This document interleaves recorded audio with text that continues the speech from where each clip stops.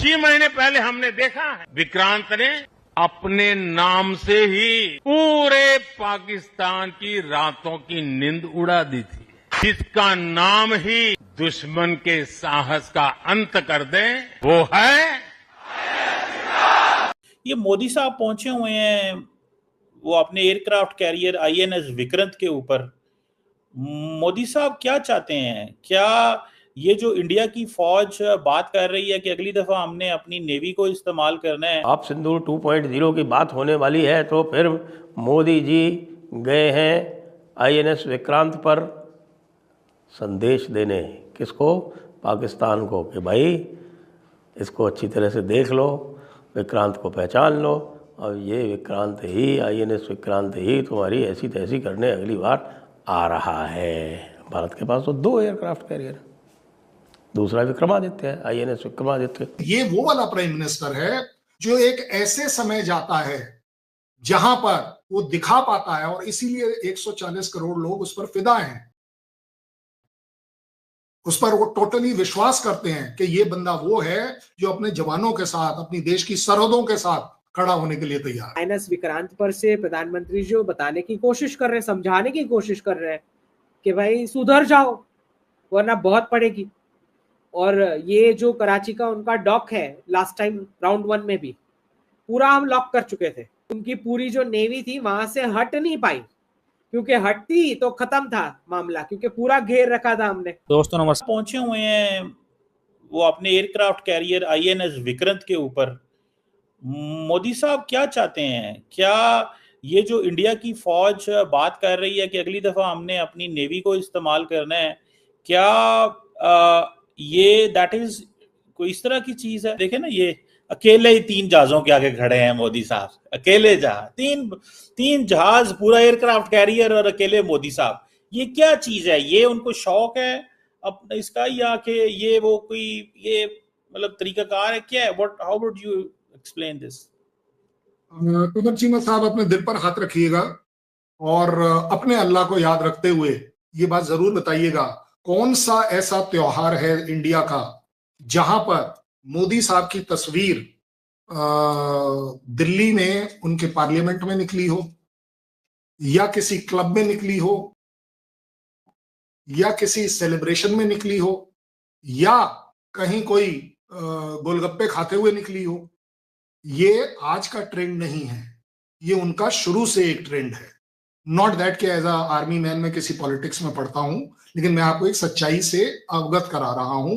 ये हमेशा से रहा है, हर ओकेजन पर प्राइम मिनिस्टर, डिफेंस मिनिस्टर और उसी के फॉलोअप में all 3 chiefs, they do not celebrate any religious celebration at home, because वो कहते हैं होम, एक घर, मेरा पूरा देश है, और वो देश अगर विक्रांत है, Vikrant is our matter of pride because it is made in India.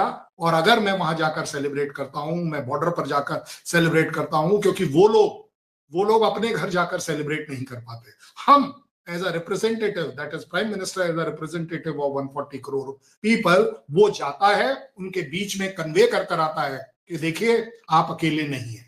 ये एक बात हो गई। अब आगे बात दूसरी जो आपने कही है कि फोटोग्राफी वाली बात, ऐसा कौन सी कंट्री है जो अपने प्राइम मिनिस्टर में प्राइड नहीं लेता है? मैं आपको उस कंट्री का नाम दे देता हूं, आपको भी मालूम है, वो है पाकिस्तान। क्योंकि पाकिस्तान का प्राइम मिनिस्टर अपनी आवाम को रिप्रेजेंट नहीं कर पाता। ये उस बेचारे की मजबूरी है, जो भी कह लीजिए, मतलब गलत शब्दों में कह लो या कह लो, क्योंकि ही इज ऑलवेज सेलेक्टेड। और ये मैंने नहीं कहा, ये आपके यही नवाज शरीफ साहब ने कहा था जब इमरान खान आ रहे थे, कि ये तो सिलेक्शन वाली बात है कि भाई वो सॉरी नवाज शरीफ को हटाना था इसलिए इनको लगाना था, तो भाई क्या डिफरेंसेस है क्या नहीं है, चलिए उसको भी छोड़ दीजिए।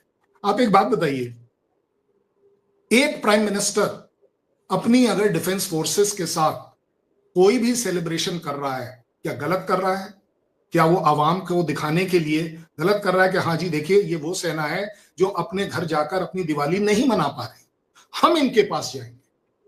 एक चीफ कहीं और जाता है, दूसरा चीफ कहीं और जाता है, और उसी की ट्यून में। हमारे यहाँ ये नहीं होता ना कि आर्मी चीफ जो है वो अपनी फैमिली को छोड़ने लंदन जा रहा है क्योंकि यहाँ पर ऑप सिंदूर होने वाला है। हमारे यहाँ ऐसा बिल्कुल नहीं होता कि चलिए जी वो कौन सी लंदन की कौन सी स्ट्रीट है जहां पर उनके वो जो 4 घर हैं, बोले उन घर में एक एक कर देखा है कि रेंट मिल रहा है कि नहीं मिल रहा, मॉडिफाई हो रहा है या नहीं मिल रहा। आप एक बात बता दीजिए, मैं तो आप ही के प्रोग्राम पर शायद कहा, कोई एक ऐसा चीज बता दीजिए जिसकी एक्चुअली प्रॉपर्टी बाहर की कंट्री में ना हो, या वर्सेस हमारे यहाँ का बता दीजिए किसी एक की भी अगर हो तो। ये जो विक्रांत की आप बात कर रहे हो, आपको याद दिला देता हूँ चलो।